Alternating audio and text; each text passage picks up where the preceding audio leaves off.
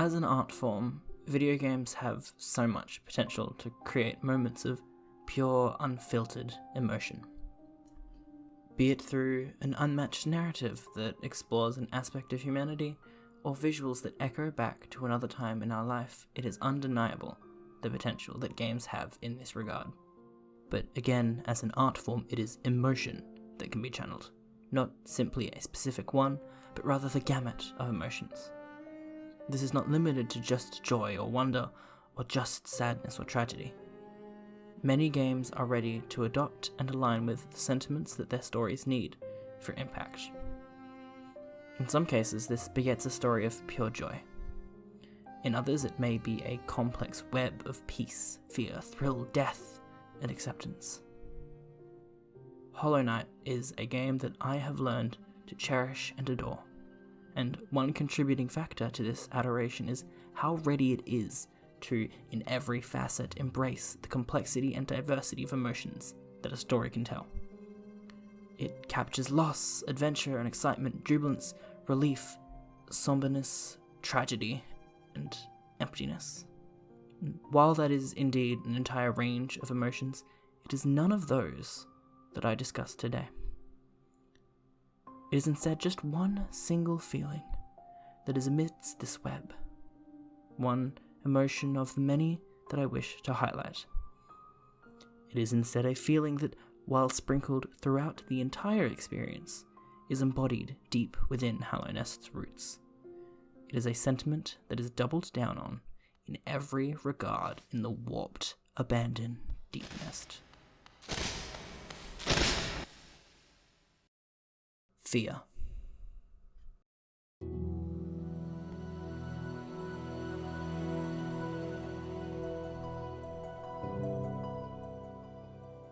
Deepnest is a location in Hollow Knight that truly and unequivocally embraces the fear and anxiety it wants players to feel. And it is, well, natural that it would, being an overgrown, overcome spider's den. It, in fact, attaches itself so readily to this sentiment that it is often cited as people's least liked area of the whole experience. While there are certainly many fragments to such distaste, it is undeniable that the way Deepnest picks and prods at some very common irks is a large factor for this overall disgust for the area.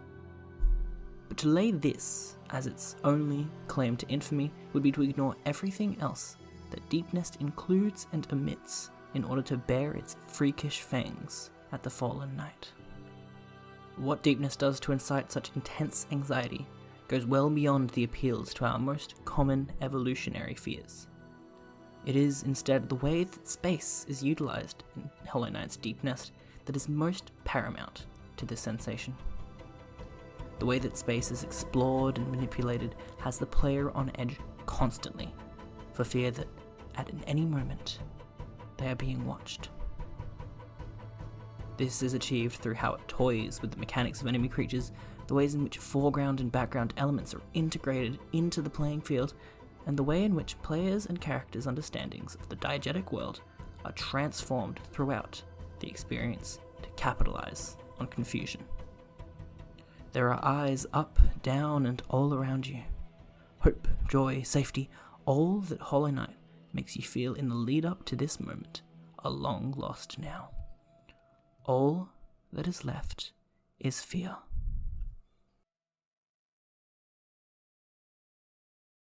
As we begin talking about the anxieties of Deepnest, I think it is important to consider how the player is introduced to the location, which in itself brings us to a problem.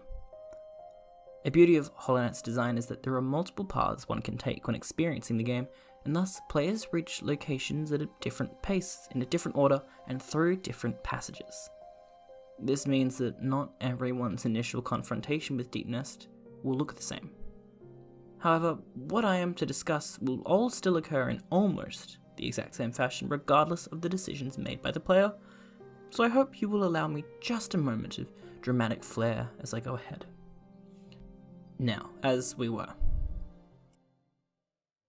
On the journey through Hallownest, you encounter a myriad of locations with their own unique feel and characteristics, Many of these characteristics are consistently memorable across each location for how unique they can feel when considered against one another, most notably the aesthetics and accompanying music score.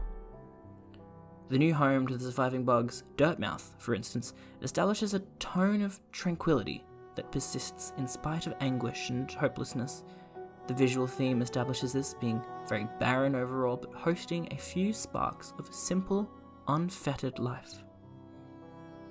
The score that backs this conveys a similar sensation, a feeling of immense struggle that is simply sidelined with the peace of the moment, the tranquility of simply continuing to exist.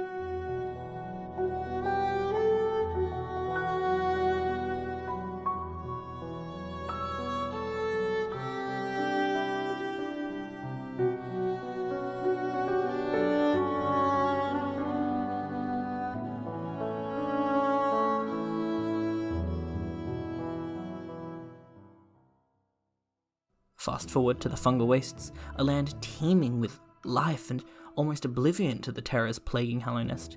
Its visuals are packed with growing, living matter, its colours vibrant and its music playful and jumpy.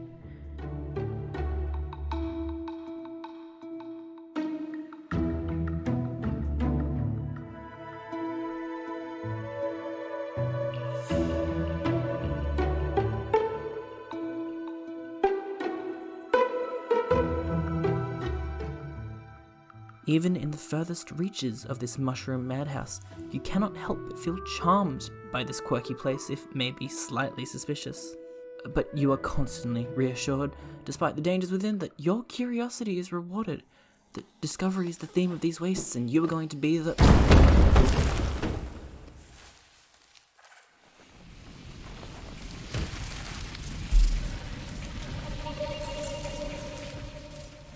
Crawling, scurrying, screeching, screaming, biting, there is nothing but the vile sounds of swarming insects in each and every direction. The backing music little more than an eerie ambience with constant echoes and a harsh, shrieking violin.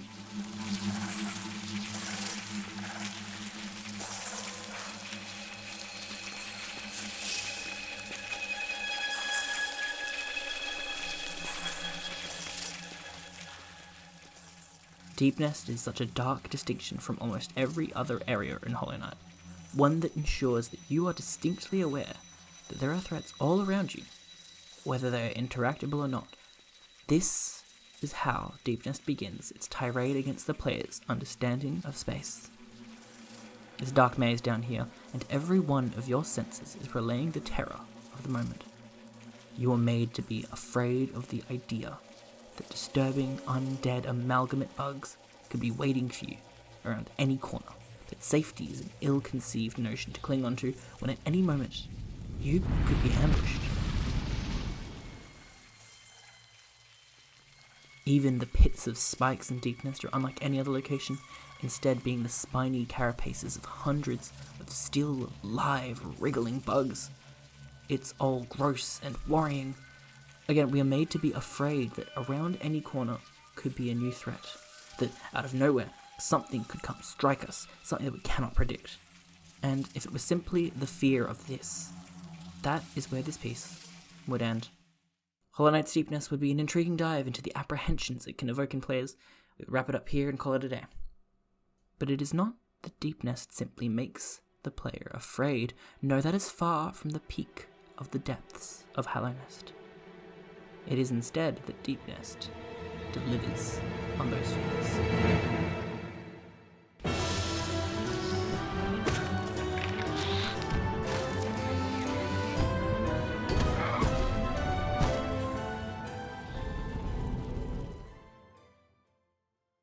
Deepnest is at its most terrifying when it shows how unafraid it is to tamper with what you understand of space in Hollow Knight.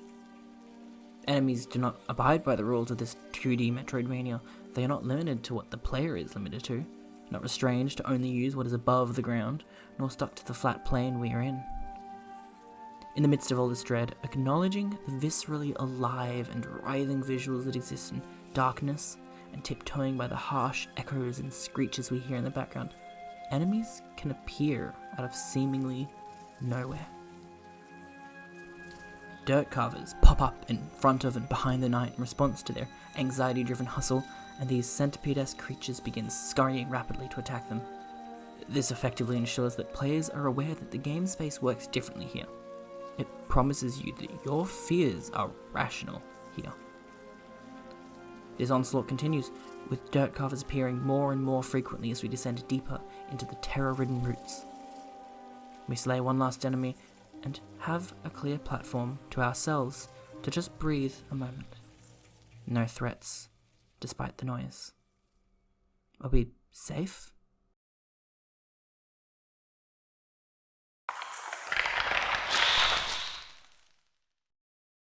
Following the appearances of dirt carvers, we find the corpses of husks we defeat, infected by parasites. These corpse creepers frantically chase the player, suggesting even in smiting our enemies, there is no safety. Disturbing, disgusting, horrifying, it is a masterful execution of the manifestation of our fears in such a location. We can no longer trust the soil we walk on, nor the passing of life we take with our very own hands. And yet, deeper in this infested nightmare, we find that even though we may feel that we have learned to suspect all that we possibly could, there are surprises still. A fear that comes from somewhere beyond the soil, beyond the husk corpses. Journey deeper and deeper in Small Night, you will find what you seek. But you will also find that which you do not.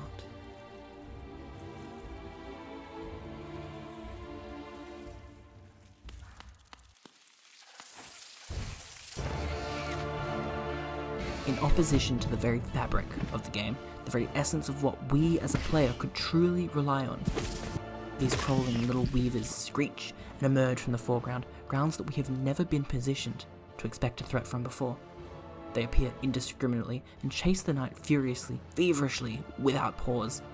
This integration of the foreground, a dimension of the game experience that is invisible in the diegetic world and otherwise never used from the player's perspective, is masterful for those very reasons. It occurs to us far too late that there is of course additional layers behind and in front of the knight, that threats could exist within those parameters, and so Deepnest capitalizes on this use of space, ensuring that players cannot react to this new realization. They cannot employ precautions or act in any way to prevent this. The only response left is to be afraid.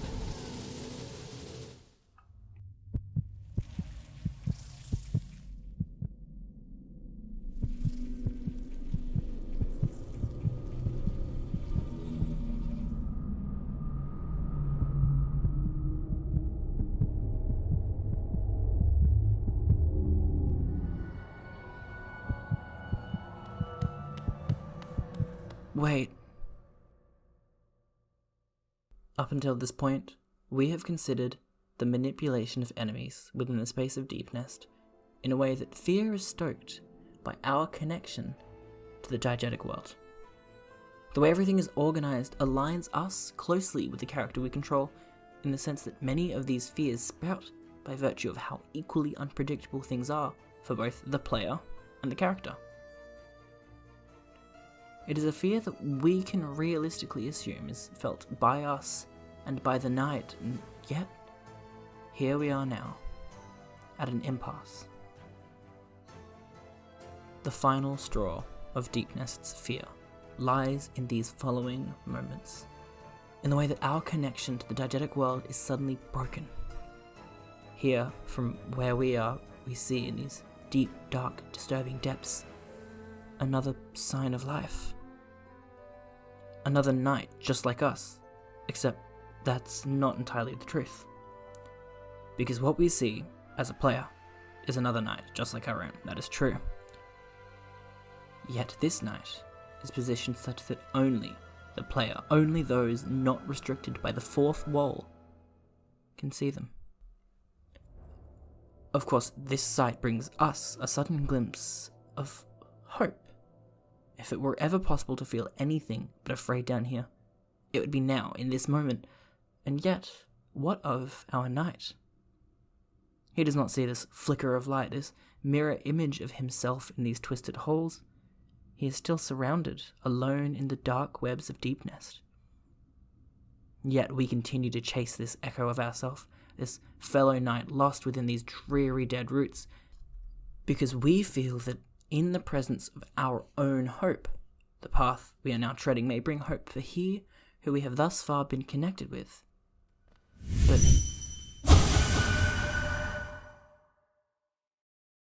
each step brings doubt into our mind.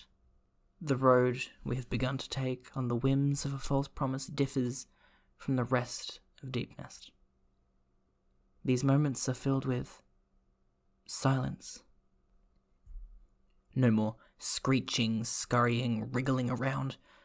The visuals, though still dark, are filled with lifeless, truly lifeless corpses. The only semblance of noise exists in the thoughts of the bugs who once, too, came down here. Come back. How? My face? No, brother, you would instead howl like me.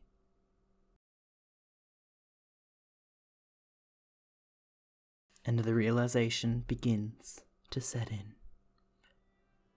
The flames of hope we, as a player, felt for just a moment are rapidly faltering, flickering, dying out. The composition of the space leading up to these moments is masterful. We truly feel for a moment that perhaps, in spite of all that we have learned in Deepnest, regardless of the constant reminders that there is nothing you can trust, no moments of safety, of hope, that maybe there is a chance for hope. We feel that way.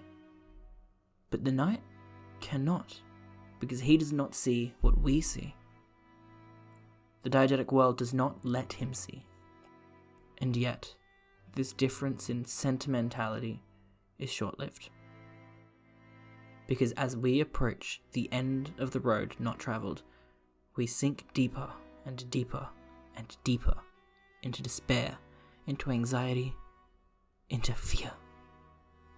No longer are we even remotely detached from the night. Here the fourth wall matters not. We are just as lost and afraid as the night. The harsh violin echoes, the wriggling, crawling, live pits of insects, the dirt carvers leaping out from the soil beneath us, weavers springing from unprecedented dimensions. They force a fear, it is true, but it is a fear that exists in the place of nothing else. But following this false ally, believing that we had any power over the diegetic space that our Hollow Knight did not, and watching all sense of such control become extinguished as we brace ourselves for what lies ahead, that is a fear that exists in the absence of hope. That is fear. It's a beautiful thing when experiences are truly able to resonate with an audience, make us feel something.